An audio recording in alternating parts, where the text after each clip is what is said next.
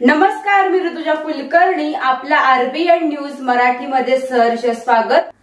तालुका विधी सेवा समिती जत आणि जत तालुका ज्येष्ठ नागरिक संघ जत यांच्या संयुक्त विद्यमाने कायदेविषयक शिबिराचे आयोजन. महाराष्ट्र राज्य न्यायिक सेवा प्राधिकरण तालुका विधी सेवा समिती जत आणि जत तालुका ज्येष्ठ नागरिक संघ यांच्या संयुक्त विद्यमानाने ज्येष्ठ नागरिक भवन विद्यानगर जत येथे कायदेविषयक शिबिराचे आयोजन माननीय श्री संतोष पाठक साहेब यांनी केले. या कार्यक्रमाचे प्रास्ताविक संघाचे अध्यक्ष माननीय श्री यशवंतराव चव्हाण यांनी केले. या कायदेविषयक शिबिरामध्ये मोठ्या संख्येने ज्येष्ठ नागरिक उपस्थित होते.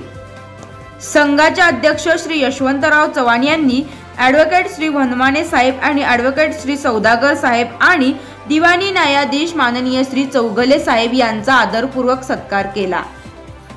या शिबिरात ॲडव्होकेट श्री वनमाने साहेब यांनी माहितीचा अधिकार याविषयी मार्गदर्शन केले, तर ॲडव्होकेट श्री सौदागर साहेब यांनी ज्येष्ठ नागरिकांना कायद्याची माहिती सांगत भावनिक प्रसंग सांगितले, तर दिवाणी न्यायाधीश अध्यक्ष विधी सेवा समिती जतचे माननीय श्री चौगले साहेब यांनी कायदेविषयक सल्ला देत विविध विषय मांडत आपली भूमिका स्पष्ट केली. यावेळी ज्येष्ठ नागरिक संघाचे प्रमुख पदाधिकारी आणि सदस्य सभासद मोठ्या संख्येने उपस्थित होते. या कार्यक्रमाचे आभार श्री सुधीर चव्हाण यांनी मानले. आज जत तालुका ज्येष्ठ नागरिक संघामध्ये संघटनेच्या वतीनं आज याच ठिकाणचे आपले जतचे न्यायाधीश सन्माननीय चौगले सर आणि आपले सौदागर साहेब वनमाने सर या ठिकाणी उपस्थित झालेले आहेत. प्रथमतः मी जत तालुका ज्येष्ठ नागरिक संघाच्या वतीनं त्यांचं टाळ्याच्या गजरात स्वागत करायचं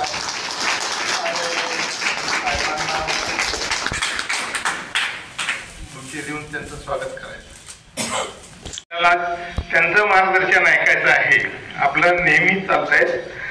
तर साहेबांचं मी पुन्हा एकदा स्वागत करतो. त्यानंतर आपण ज्यांच्या आतुरतेने वाट बघत आहोत ते आदरणीय श्री चौगुले साहेब आपल्याला मार्गदर्शन करतील. त्यांना मी विनंती करतो की त्यांनी आपलं मनोगत या ठिकाणी व्यक्त करावं.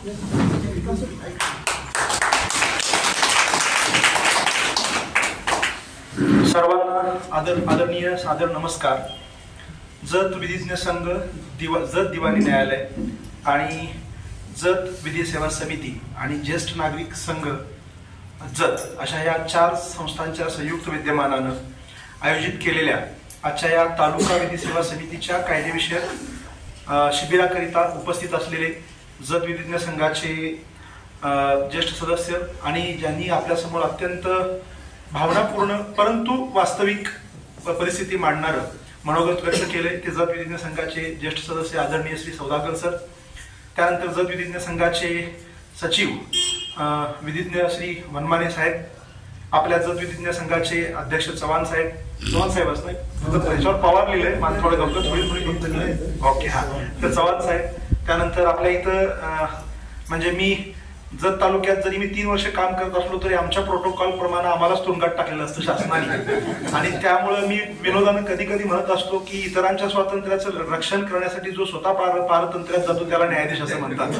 त्यामुळे आम्ही तालुक्याच्या क्षेत्रामध्ये बाहेर फिरू शकत नाही, बाहेर संपर्क ठेवू शकत नाही, पण तरी सुद्धा काही सामाजिक संस्थांच्या कार्यक्रमाला मला जायची संधी मिळाली आणि त्या संधीतून मला एक 2-3 माणसांची जी ओळख झाली. त्यामध्ये माझ्या डोळ्यासमोर जे सर्वप्रथम नाव येतं ते आदरणीय पोतनीस सरांचं आहे. शाळेमध्ये मी गेलो होतो, SRVM शाळेमध्ये माझ्या पोतनीच्या कार्यक्रमाकरिता अगदी ओझरदा परिचय पोतनीस सरांचा झाला आणि मी वारकरी संप्रदायाचा पाईक आहे आणि माझं असं म्हणणं आहे की माणसाचं व्यक्तिमत्व त्याच्या बोलण्यापेक्षा त्याच्या वागण्यातून दिसत असतं. म्हणून ज्यांच्याकडे बघितलं की आदराने मान झुकावी अशी काही माणसं माझ्या समोर आहेत. त्यामध्ये पोतनीस सर आहेत, आता त्यांचा बोलण्यातून परिचय झाला असे जोशी सर आहेत, तिथं समोर बसलेले. तुम्ही सगळे ज्येष्ठ नागरिक आहात. कोणी माझ्या आई वडिलांच्या वयाचा आहे, कोणी माझ्या आजोबांच्या वयाचा आहे, आजीच्या वयाचा आहे. त्यामुळं मी आणि माझं वय आता 40च्या उंबरठ्यावर आहे. त्यामुळं आम्ही आता म्हणजे खरं तर मध्यबिंदूवरती आहोत.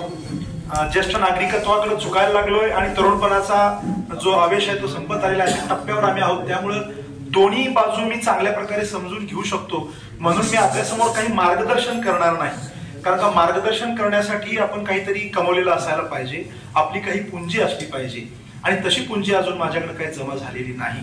तर मी आपल्याला मार्गदर्शन न करता मी आपल्यासमोर माझं भावना व्यक्त करणार आहे.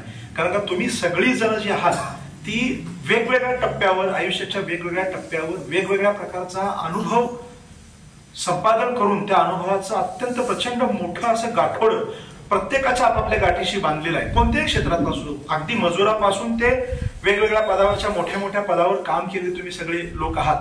त्यामुळे तुमच्यासमोर मी काही वेगळं मार्गदर्शन करणार नाही, परंतु सौदागर साहेबांनी जो धागा पकडून आपल्यासमोर मनोगत व्यक्त केलेला आहे त्याच्याच अनुषंगाने अत्यंत मोजके आणि तुम्हाला कंटाळा येणार नाही, तुमच्या वयाच्या टप्प्याची जाणीव घेऊन तुम्हाला तुमच्या शारीरिक क्षमतेचा पण मी अंत पाहणार नाही, तरी देखील मी माझं मनोगत मांडायचा प्रयत्न करणार आहे. काही चुकलं तर मोठ्या अंतकरणाने तुम्ही मला माफ कराल आणि जे काही बरोबर असेल ते माझ्या आतापर्यंतच्या अभ्यासाचं आणि माझ्या सगळ्या गुरुजनांच्या कृपेचा आशीर्वाद असेल असं मी आपल्याला प्रथम सांगतो. सर्वप्रथम मी तुम्हाला सगळ्यांचं अभिनंदन व्यक्त करतो, कारण का गेल्या अनेक दिवसांपासूनची आपल्या संघाची मागणी होती की आम्ही तुम्हाला जेव्हा जेव्हा आमच्या तालुका विधी सेवा समिती मार्फत ज्येष्ठ नागरिकांच्या विषयी जेवढे जेवढे विषय असतील तेव्हा आम्ही तुम्हाला न्यायालयात बोलवायचो, पंचायत समितीच्या कार्यालयामध्ये बोलवायचो किंवा इतर कुठल्याही सभागृहामध्ये बोलवायचो आणि तुम्ही आमच्या अगदी कधीतरी अशी तुम्हाला आम्ही विनंती केलेली आहे, सकाळी 11 वाजता फोन करायचा आणि दुपारी 2:30 वाजता आमच्या शिबिराला या म्हणायचं आणि तेव्हा देखील आमच्या न्यायालयात उपलब्ध जागेत बसायला खुर्च्या लावायला अडचण होईल एवढी संख्या तुमची असायची. आणि अशा परिस्थितीत आज तुम्ही स्वतःच्या एवढ्या देखण्या दिमागदार वास्तूमध्ये मी जाता येता इथं बघत होतो, वास्तू तयार होत असताना, मुलांना क्लासला सोडायला जाताना किंवा आणि कुठल्या कामासाठी जात असताना माझं लक्ष होतं आणि वास्तू आकाराला येत असताना मी वारंवार बघत होतो. तेव्हाच माझ्या मनात इच्छा होती की वास्तू साकारली की इथं आपण एक आपल्या तालुका विधी सेवा समितीचं माझ्या कार्यकाळात जेवढी शिबिरं घेता येते आपण आणि वास्तू पूर्ण झाल्याबरोबरच आपले अगदी कर्तव्यदक्ष अध्यक्ष जे आहेत चव्हाण साहेब ते न्यायालयात आले आणि त्यांनी आम्हाला विनंती केली की सर आता इतके दिवस आम्ही तुमच्याकडे येत होतो, आता एकदा तुम्ही आमच्याकडे यावं अशी अपेक्षा आहे. आम्हाला एक उत्सुकता होती आणि तुमच्या त्या हाकेला लावून देऊन आम्ही आज अगदी मला जेव्हा मी म्हटलं फक्त मी स्वतःहून आणि मुद्दाम येणं आमच्या प्रोटोकॉल प्रमाणे आम्हाला परवानगी देत नाही, परंतु मला जेव्हा माझ्या कायदेशीर चौकटीत राहून जेव्हा जेव्हा संधी उपलब्ध होते तेव्हा मी तुम्ही न बोलवता स्वतःहूनच आम्ही तुमच्याकडे येऊ आणि सुदैवाने ती संधी लगेचच प्राप्त झाली आणि मी आमच्या सगळ्या सदस्यांसह आपल्या समोर आलेलो आहे. एवढं प्रास्ताविक माझ्या माहितीप्रमाणे पुरेसं आहे. बरंचसं बोलण्यासारखं आहे, पण वेळेची मर्यादा आहे. कोर्टाचं कामकाज मला जाऊन पुन्हा सुरू करायचं आहे. तर त्या दृष्टीने मी आपल्याला जो आजचे विषय मांडलेले आहेत, वनमाने साहेबांनी जो माहितीचा अधिकार सांगितला तो तर प्रत्येक नागरिकाच्या दृष्टीने अत्यंत महत्वाचा आहे. लोकशाहीची व्याख्या जेव्हा केली जाते तेव्हा ते लोकांनी लोकांच्यासाठी निर्माण केलेलं राज्य आहे. त्यामुळे सर्वात मोठी सत्ता शासनावरती कोणाची असेल तर ती लोकांची आहे आणि लोकांच्या भावनांचा ज्यावेळी कदर शासन करायचं बंद करतं आणि शासन जेव्हा निरंकुश होतं तेव्हा त्यांच्यावरती सर्वात मोठा अंकुश हा जनतेचाच असतो. म्हणजे आता न्यायालय लोकशाहीचे जे 4 स्तंभ आहेत त्यामध्ये शासन आहे, त्यानंतर प्रसार माध्यम आहेत, त्यानंतर न्यायसंस्था आहे आणि चौथा सगळ्यात मोठा जो स्तंभ आहे तो म्हणजे नागरिक आहे. म्हणजे 3 स्तंभ. आता न्यायसंस्था ही स्वतंत्र असल्यामुळे बऱ्याच अंशी अंकुश ठेवत असते आपण बघतात, पण शेवटी आपल्याकडे एक म्हण आहे की तुम्ही किती जरी केला तरी शेवटी तुम्हाला जनतेच्या दरबारात उभं राहायचं आहे, जनतेच्या न्यायालयात तुम्हाला यायचं आहे आणि त्या जनतेच्या न्यायालयाची ताकद मजबूत करणारा म्हणजे हा माहितीचा अधिकाराचा कायदा आहे. त्यामुळे त्याच्याबद्दल मी अधिक काही तुम्हाला सांगत नाही. शासन निरंकुश झाल्यानंतर त्यावरती अंकुश ठेवून शासनाला आपल्या मर्यादेत काम करणं जरुरीचं आहे आणि तुम्ही मालक नसून तुम्ही सेवक आहात या ब्रीदवाक्याची शासनकर्त्यांना नेहमीच जाणीव व्हावी. तुम्ही आमचे नोकर आहात, तुम्ही आमचे मालक नाही. तुम्ही जे काही सगळं करता ते आमच्या कल्याणासाठी असलं पाहिजे आणि आमच्या हितासाठी असलं पाहिजे.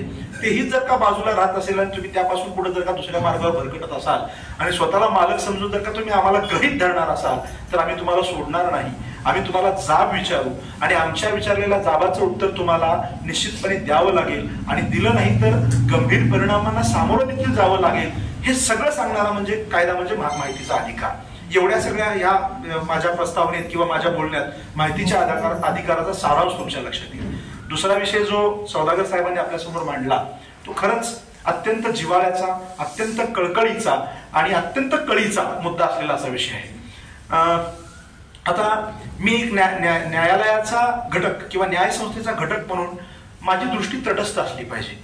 म्हणजे मी कुठल्याही बाजूनी झुकलो नाही पाहिजे तरच मी चांगल्या प्रकारे न्याय करू शकेन असं आमच्या न्यायाधीशाची शपथ घेताना आम्हाला शिकवलेलं असतं.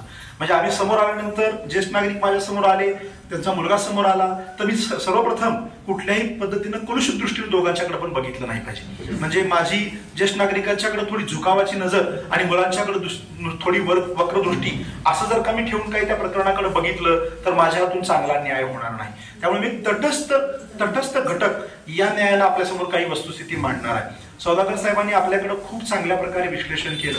सामाजिक बदल कसे होत आहेत, मुलांच्या आणि ज्येष्ठ नागरिकांच्या प्रवृत्तीमध्ये कसे बदल होत आहेत, या दृष्टीने मी तुम्हाला एक अत्यंत सर्वात प्रथम एक आवाहन करतो की आपण कोणतेही निर्णय भावनेच्या प्रभावाखाली घेऊ नका. सगळ्यात पहिलं मला तुम्हाला सगळ्या ज्येष्ठ नागरिकांना आव्हान आहे, तुम्ही आता इथं उपस्थित असलेले किंवा तुमच्या संपर्कात असलेल्या सगळ्या लोकांना सांगा, वयाच्या उतरत्या टप्प्यावर आपल्याला बरेच कठीण निर्णय घ्यायचे असतात आणि ते घेतल्यापासून पर्याय पण नसतो. कारण का ते काय आपल्याकडे मत आहे की रंगमंचावरती आपण आलोय, आपल्या प्रवेशाला जेवढी भूमिका वाटायला आलेली आहे ती तेवढ्या वेळेतच वाटवायची आहे.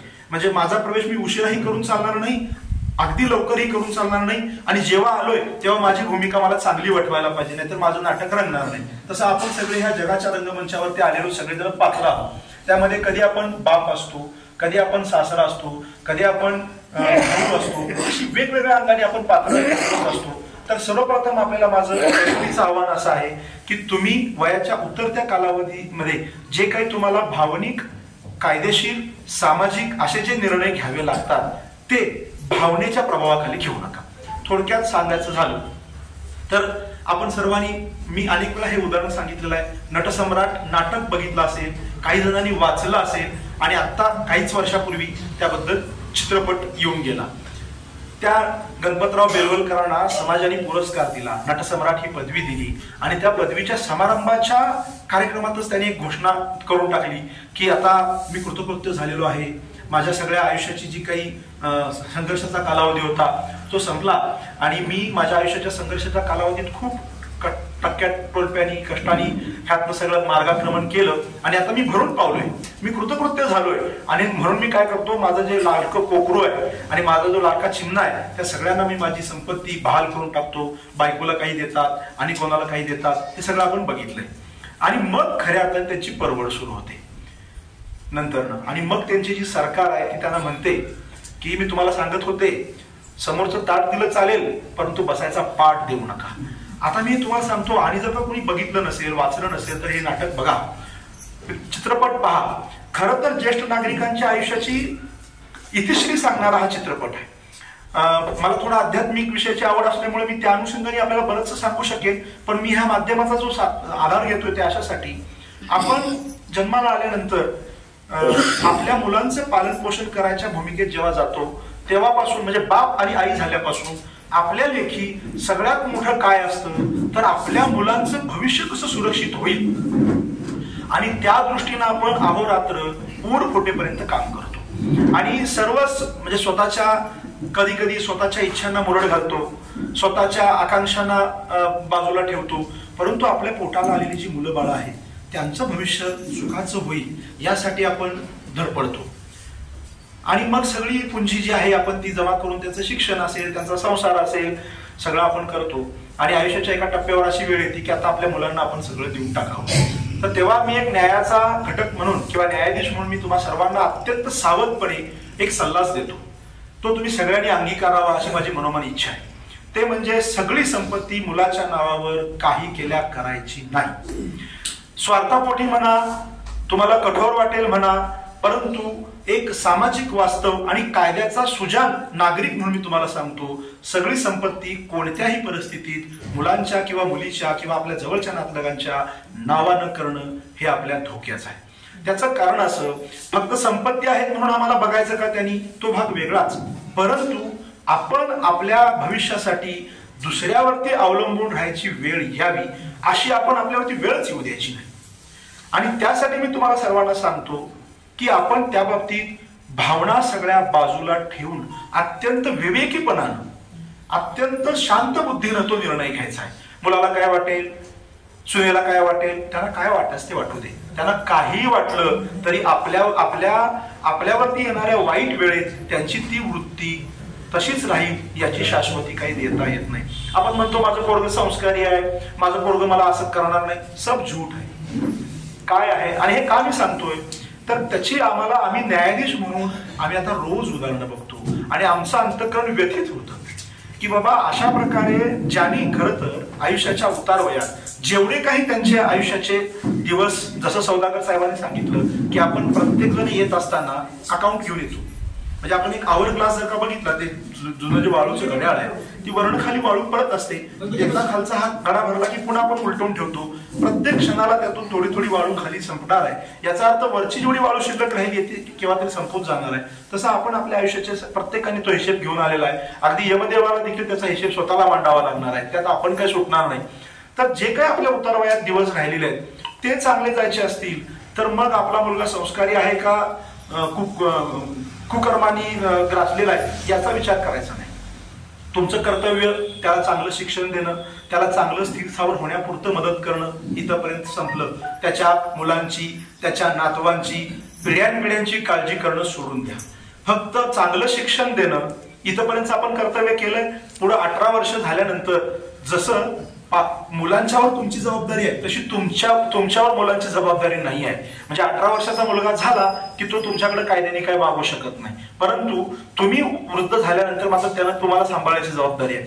म्हणून सर्वप्रथम हे करा की त्याच्यावरती आपल्याला अवलंबून राहायला लागेल असं कोणत्याही प्रकारचा निर्णय घेऊ नका. आणि चुकून त्यातला निर्णय जर का घेतलाच असेल तर सौदागर साहेबांनी जो आपल्यासमोर कायदा मांडला तो कायदा तुमच्या संरक्षणासाठी अत्यंत खंबीरपणे उभा आहे. फक्त त्यासाठी तुम्ही भावना बाजूला ठेवून कठोरपणे आपल्या मुलाविरुद्ध कारवाई केली पाहिजे. माझ्या मुलाला काय वाटेल, त्याला मी कोर्टात खेचू का? सौदागर साहेबांनीच एका मागच्या अशाच आमच्या शिबिरांमध्ये, मनोगतांमध्ये एक उदाहरण सांगितलं असं मला आठवतंय. एका मोठ्या पदावरून निवृत्त झालेल्या पालकांनी, ज्याला चांगली पेन्शन होती, त्यांनी असा कोर्टात अर्ज केला आणि न्यायाधीशांसमोर त्यांनी निवेदन केलं की मला माझ्या मुलाकडून कोणतीही पोटगी नको आहे, त्याला फक्त माझ्या तारखेला येऊन हजर राहिलं पाहिजे अशी त्याला तुम्ही अट घाला. मग ते म्हणले असं का? तर ते म्हणले तो स्वतःच्या कामात इतका व्यग्र झाला आहे की तो मला महिने भेटत नाही आणि मी त्याच्यावर खटला दाखल केल्यामुळं तो तारखेला येईल आणि तारखेला आल्यानंतर मी त्याला माझ्या डोळ्यांनी बघू तरी शकेन आणि म्हणून तुम्ही त्याला ही माझ्या विरुद्ध समन्स पाठवा आणि त्याला कोर्टात हजर राहायला सांगा. म्हणजे बघा किती आपल्या पालकांचा आपल्या मुलांच्या वरती जीव असतो, प्रेम असतं. मी अजून एक तुम्हाला उदाहरण सांगतो. एक असेच वयस्कर आपल्यासारखे माझ्या आजोबाच्या वयाचे असे एक आजोबा आपल्या घराच्या गॅलरीत येतात आणि आपल्या मुलाला बाहेर बोलवून घेतात आणि समोरच्या झाडावरती एक कावळा बसलेला असतो. ते त्याला म्हणतात आणि इकडे माझी जरा नजर वयोमानानुसार थोडी कमकुवत झाली, ते समोरच्या झाडावर बसलेला पक्षी कोण आहे तो सांग म्हणतात. तर तो आपला काय दाढी करत असतोय किंवा सकाळच्या कामाची जायची, ऑफिसला जायची गडबड असते, तो आटपत असतोय, 1-2 मिनिटासाठी येतोय. बाबा काय सांगतो मला कळत नाही का, तो कावळा आहे की म्हटला. परत जातो आपल्या कामाला लागतोय आणि थोड्या वेळाने ते बोलवतात, हे बघ अरे तू सांगितलंच पण मला काय नीट दिसत नाही, जरा नीट बघून सांग बघू तो कोण आहे, कसला पक्षी आहे. परत सांगतो कावळा आहे म्हणून आणि दुसऱ्या कामाला जातो आणि 1-2 मिनिटांनी बोलवतात, नाही नाही मला काय तुझं पटलेलं नाही आहे आणि ते कावळा कुठं काय, कावळ्या कोकरेसारखं काय दिसतं, नीट बघ आणि सांग म्हणतात ते काय आहे. तो थोडा रागावून सांगतो, किती वेळा सांगितलं तुम्हाला, कावळाच आहे नव्हे तो, आणि परत जातात. 4थ्या-5व्यांदा पुन्हा ते बोलवतात, नाही नाही मला काय तुझं म्हणणं पटत नाही आणि ते काय आहे ते बघून सांग. मग तो मात्र त्यांच्या अंगावरती ओरडतो जोरात आणि तुम्हाला काय तुमची बुद्धिभ्रष्ट झाली काय, मी तुम्हाला 10 वेळा मगासपासून 4 वेळा सांगितलं की तो कावळाच आहे, कावळाच आहे, तुम्हाला दिसत नसेल तर राहू दे, कशा त्याची चिंता करता, कावळा असेल ना तर चिमणी असेल ना तर आणि कोण असेल, काय बघायचं ते बघा आणि गप्प बसा. असा तो, आता मी यापेक्षाही कडक शब्दात बोलू शकतो परंतु सभेचा औदार्य समजून किंवा सभा औचित्य साधून मी जास्त बोलत नाही. तो अशा प्रकारे जवळपास त्यांच्यावरती ओरडतो, खेकसतो आणि मग त्याला बाजूला बसवतात आणि इथं बस म्हणतात 1-2 मिनिटं. आता मी तुला 4 वेळा विचारलं की समोर बसलेला पक्षी कोण आहे, तर त्याचा तुला राग आला, तू माझ्यावरती ओरडलास, माझ्या सगळ्या आयुष्याचं तत्वज्ञान उघडं पाडलंस, पण तू लहान असताना माझ्या मांडीवरून बसायचास आणि मी तुला घास भरवत असायचो, तुझी आई तुझ्या शेजारी असायची आणि ती म्हणायची हा एक घास चिवचा, हा एक घास कावचा, तेव्हा असाच एक पक्षी झाडावर बसलेला असायचा आणि तू आम्हाला 100 वेळा विचारलंस, आई तो कोणता पक्षी आहे, बाबा तो कोणता पक्षी आहे, आणि आम्ही तुला 100 वेळा त्याचं उत्तर दिलं रे. तेव्हा एकदाही तुला आम्ही असं म्हटलो नाही, तुला दिसत नाही काय, तुला कळत नाही काय, अरे तुझं ते बालपण होतं, आता आमचं बालपण सुरू झालेलं आहे. तुझ्या बालपणात आम्ही तुला मांडीवर घेतलं, अंगा खांद्यावरती खेळवलं तशी आम्ही तुझ्याकडून आता अपेक्षा करू शकत नाही. आम्ही वयाने तुझ्या अंगा खांद्यावरती खेळावं, तुझ्या अंगा खांद्यावरती डोलावं असं आम्हाला वय परवानगी देत नाही. पण किमान मनानं तरी तू आम्हाला अंगा खांद्यावर घे. तुझ्या अंगा खांद्यावर घेऊन नुसतं आमची आपुलकीनं चौकशी केलीस, बाबा तुम्हाला काय दुखतंय, बाबा तुम्हाला काय लागतंय, आई तुम्ही जेवलात काय, झालेलं जेवण तुम्हाला आवडलं काय, तिखट तर नव्हतं ना, तुम्हाला त्रास तर झाला, नुसतं विचारलंच तरी आमचं मन भरलं रे. आणि हीच अपेक्षा आपल्या पालकांची आपल्या मुलांच्याकडून असते. आता मी दुसरी एक बाब सांगतो. जसे आपण मुलांच्याकडनं अपेक्षा ठेवतो तसं वयाच्या उतरत्या टप्प्यात तुम्ही मुलांच्यापासून निरीक्षण सुद्धा व्हायला शिकलं पाहिजे. आता हे फार महत्वाचं आहे. ज्ञानेश्वरीमध्ये 18व्या अध्यायात असं सांगितलेलं आहे की आपण ज्यावेळी कर्तव्याच्या एका पथावरती येतो तेव्हा कर्तव्याबद्दल आपण साक्षीभूत भावानं बघायला शिकलं पाहिजे. म्हणजे मी आतापर्यंतचा संसार सुखाचा केला, आता माझी जी भूमिका आहे ती केवळ बघायची आहे. आता इथून पुढे मी त्यांच्या निर्णयामध्ये किती सहभाग घेतला पाहिजे, त्यांच्या निर्णयाची मी किती काळजी घेतली पाहिजे. आपल्याला बऱ्याच वेळा वाटत असतं की मुलं नुकसानीचा निर्णय घ्यायला लागल्यात, हा निर्णय घेऊन ती जाऊन खड्ड्यात पडणार आहेत, त्यांचं नुकसान होणार आहे. पण तेव्हा देखील आपल्याला अशी एक भूमिका घ्यावी लागते, ते पडू देत खड्ड्यात, त्यांना लागू देत, त्यांना खर्चटू देत. परंतु तुम्ही तिथं त्यावेळेस जर का तुम्ही त्यांची काळजी घेत राहिला तर तेव्हा काय होतं, त्यांच्या पंखात भरलेलं जे बळ असतं, त्यांना त्यांच्या आयुष्याची जी गती मांडायची असते, त्यांच्या आयुष्यात जे काही अजून जोखमीचे निर्णय घेऊन त्यातून त्यांना बाहेर यायचं असतं, तेव्हाही जर का तुम्ही तुमच्या संरक्षणाचं कवच त्यांच्यावरती टाकत राहिला तर त्यांना असं वाटतं की माझे आई बाबा मला मोठी होऊच देत नाही, म्हणून वडाच्या झाडाखाली वडाचं झाड लावायचं नसतं. कारण का त्या झाडाखाली, त्या झाडाच्या सावल्यांखाली, पारंब्याखाली ते रुजत नाही, त्यामुळे ते दुसरीकडे कुठेतरी लावायचं असतं. तसं आपण एका वयाच्या टप्प्यावरती आल्यानंतर त्यांच्या निर्णयात किती लुडबुड करायची, त्यांच्या निर्णयावरती आपले विचार किती थोपवायचे याचाही विचार केला पाहिजे. आणि जशी आपली मुलगी दुसऱ्याच्या घरात गेली तशी दुसऱ्याची मुलगी का आपल्या घरात आलेली आहे, ह्या दोन्ही बाजूने जर का विचार केला, एका सुनेनं आपल्या आईला सोडून आल्यानंतर दुसरी आई माझ्या इथं वाट पाहते आणि माझ्या मुलीला जर का मी दुसऱ्याच्या घरी घालवलं असेल तर माझ्या घरी आलेली माझी मुलगी सूनच आहे, सूनच ही माझी मुलगी आहे, असं जर का आपण कुटुंबांमध्ये विचार करायला लागलो तर सौदागर साहेब किंवा सगळ्यांना मला असं वाटतंय की आपल्याला नव्याने वृद्धाश्रम खोलायची गरज आणि दुर्दैवाने समजा जरी आता आपण वृद्धाश्रम ही आपल्या समाजाला अपेक्षित असलेली यंत्रणा नाही आहे, परंतु बदलत्या समाजाच्या कालावधीनुसार जर का मी आधीच्या एका स्टेशनला असताना वृद्धाश्रमाला भेट दिली होती आणि तिथं मला एक पालक भेटले होते. तर ते म्हटले मी माझ्या मुलांना सांगितलं की बाबांनो तुम्ही मला आता वृद्धाश्रमात घाला. आता मला असं वाटलं की अरे हे काय असं का म्हणतायत किंवा याच्यात काही दुःख आहे का स्वतःचा निर्णय आहे. तर त्यांनी मला काही पार्श्वभूमी सांगितली की माझी मुलं ज्या पद्धतीनं काम करतात. आता बघा मी तुमच्यासमोर एक वेगळा विषय मांडायला लागलो.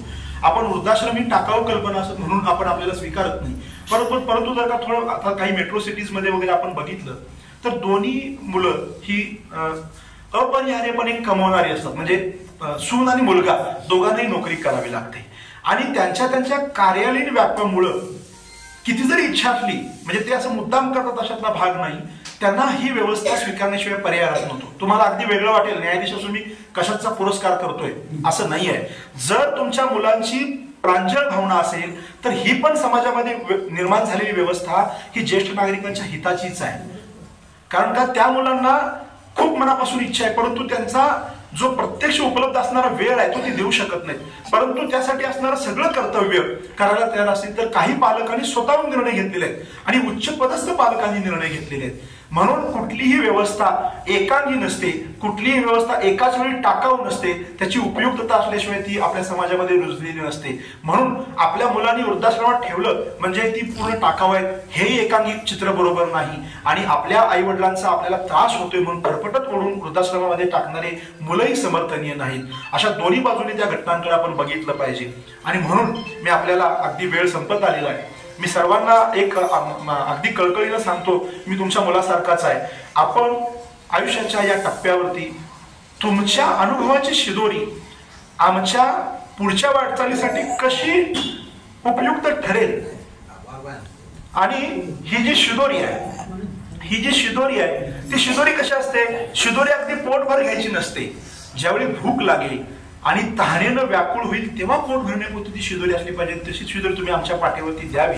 आणि मी तुम्हाला अगदी शेवटी असं सांगतो की रस्त्यावरती पडलेल्या पानांवरून आपण जोरात चालत असतो, पानं पायाखाली कुरकुरत असतात आणि आपल्या व्यथा सांगत असतात. ती पानं म्हणत असतात की अरे बाबा ज्याच्यावरून तू उन्मत्तपणे चाललायस त्याच पानाने केव्हा तरी तुझ्या डोक्यावरती सावली धरलेली आहे हे तू विसरू नकोस. आणि म्हणून एक न्यायालयाचा घटक म्हणून आमच्या मनामध्ये देखील ही जाणीव पूर्णपणे आहे की आता जरी तुम्ही ज्येष्ठ दिसत असला तरी अजूनही तुमच्या अनुभव संपन्न जगाची समाजाच्या वाटाघाटीत जडणघडणीत सौदागर साहेबांनी उदाहरणं सांगितली.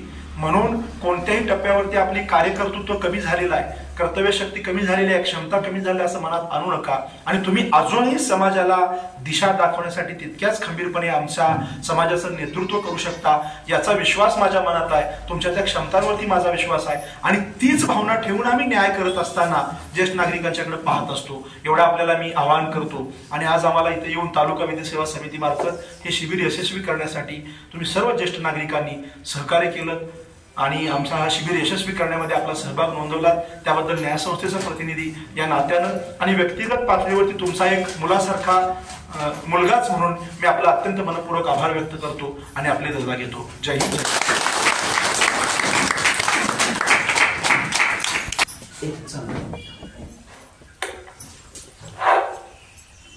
आज आपल्याला जत न्यायालयातील न्यायाधीश विशेषतः चौगुले साहेब, वकील साहेब, सौदागर सर, हनुमाने सर यांनी इथं येऊन आपल्याला परत ज्येष्ठ नागरिकांना जगण्याची एक तासभर ऊर्जा दिली की चांगलं त्यांनी व्याख्यान दिलं आणि आपल्याला एक परत खंबीरपणे जगण्याची ऊर्जा त्यांनी निर्माण करून दिली. त्याबद्दल मी त्यांचा आभारी आहे. त्यांच्या नियोजनानुसार वेळेत येऊन आपल्याला मार्गदर्शन केलं. त्यांनी कायद्याचे मार्गदर्शन केलं. आपल्या भावनिक विषयावरही त्यांनी चांगला हात घातला आणि ते समजावून सांगून आपल्याला जागृत केलं. त्याबद्दल मी ज्येष्ठ नागरिक संघाच्या वतीनं त्यांचा अत्यंत ऋणी आहे, आभारी आहे. या उपरही आपल्याला त्यांचं सहकार्य मिळेल ही अपेक्षा व्यक्त करून मी थांबतो. भारतरत्न देऊन सन्मानित केलेला आहे. माननीय लालकृष्ण अडवाणी, माननीय कर्पूरी ठाकूर, माननीय एस स्वामीनाथन, माननीय नरसिंहराव आणि माननीय चौधरी चरण. आपण सगळे ज्येष्ठ असल्यामुळं त्या माणसांची पदक आणि कामगिरी आपण सर्वांना माहीत आहे म्हणून मी उजळणी करत नाही. या मंडळींचं, या 5 मंडळींचं त्यांना भारतरत्न भारत सरकारनं सन्मानित केल्याबद्दल आपण टाळ्यांचा गजर करू.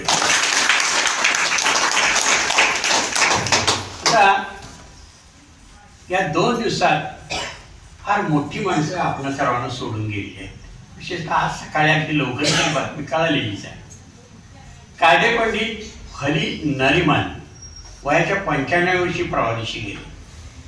दुसरं प्रसिद्ध नभोवाणी निवेदक आणि आपल्याला माहितच आहे की आमीर सयानी जे बिनाका गीत मला सादर करणारी मोठी व्यक्ती. आपण सगळे तरुण होतो आणि सगळ्यांनी त्यावेळेला बिनाका गीत मला ऐकलेली आपलीच पिढी. आणि त्यावेळेला आपल्या घरात रेडिओ नव्हता, चोरून जाऊन हॉटेलात सुद्धा आपण ते ऐकले आणि घरोघरी रेडिओचा तो काळ नव्हता. 10 पैशाचा चहा आणि 1 तासभर गाणे ऐकायचं आपण सगळ्यांनी त्यावेळेला केलं होतं. तर नभोवाणी निवेदक आमीर सयानी घेतले. तिसरे ज्येष्ठ स्वातंत्र्य सैनिक आणि आपल्या जिल्ह्यातील फार मोठे व्यक्तिमत्व 100व्या वर्षी सुद्धा आपल्या मागणीसाठी, निनाळ्या मागण्यांसाठी मोर्चे जर निघाले आणि त्यांना पटलं तर ते कलेक्टरना निवेदन देण्यासाठी जात असत. ते कैलासवासी माधवराव माने वयाच्या 100व्या वर्षी गेले, परवा दिवशी गेले.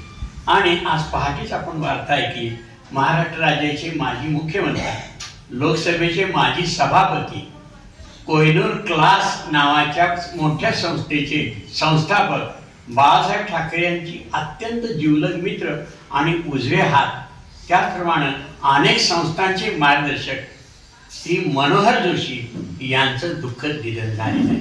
फार मोठी माणसं आहेत. यांच्या जाण्यामुळे केवळ महाराष्ट्राचं नाही तर भारताचं पण नुकसान झालेलं आहे.